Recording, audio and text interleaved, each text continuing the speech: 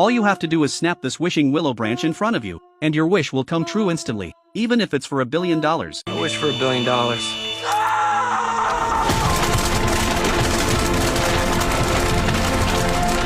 But if after the wish comes true, you develop thoughts that go against your original intention, you'll suffer a severe backlash. The price could be your life. So would you still snap that wishing willow like you did before? Just 1 month ago, he took out a wishing willow branch he'd bought and secretly wished that the girl he'd been crushing on would love him more than anyone else in the world. And just like that, she came right out of her house, got into his car, and went home with him. But this happiness came way too suddenly. Gradually, things spiraled out of control. His dream girl Daphne became more and more obsessed with Dustin. First, she stopped sleeping at night, just standing in the corner watching him. The moment she heard Dustin question whether she truly loved him, she completely lost it in the restaurant, screaming and going crazy in front of everyone. Then she stopped going to work altogether, standing in the same spot at home every day, waiting for Dustin to come back the second his shift ended. And eventually, things got downright terrifying. Dustin was just having a private chat with a female friend in his car, and Daphne smashed through the car window and bashed the other woman's head in. Even though that woman had been her own friend, she didn't hesitate for a second. At the beginning of the story,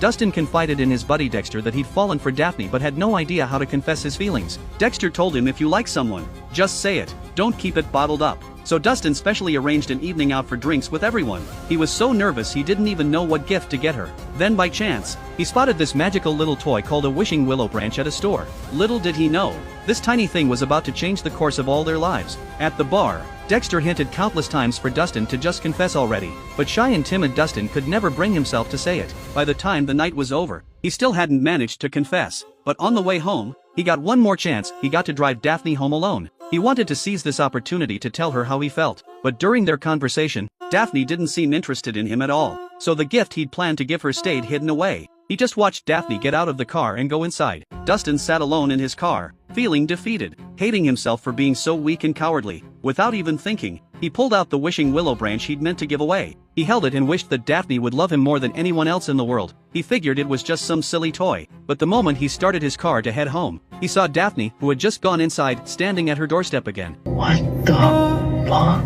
Daphne suddenly dropped her cold attitude and warmly invited Dustin inside for tea. Her sudden change caught Dustin completely off guard. For some reason, he had a feeling this might be the wishing willow's doing, so he didn't dare go into her house. But Daphne wouldn't leave. She even opened his car door and tried to pull him out. Dustin was still suspicious of her sudden transformation, so he refused to budge. But then Daphne climbed into his passenger seat. She told him her father had been diagnosed with a terminal illness and might be dying. Before she knew it, she started crying. Seeing Daphne so upset, Dustin didn't have the heart to kick her out. He ended up taking her back to his place, and that night, they shared a sweet evening together.